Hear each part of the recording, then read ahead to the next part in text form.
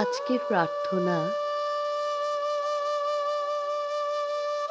প্রতিদিনের চিন্তা ও প্রার্থনা নামক বইটি থেকে পাঠ করছি।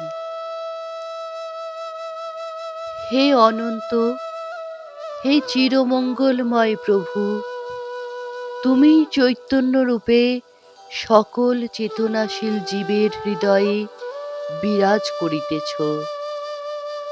আমার এই হৃদয়কে তোমার প্রতি জাগ্রত আত্মনিবেদনের ভাবে ভরপুর করিয়া দাও, যেন আমি অটল বিশ্বাস ও একান্ত ভক্তির বলে তোমার পথ অনুসরণ করতে পারি।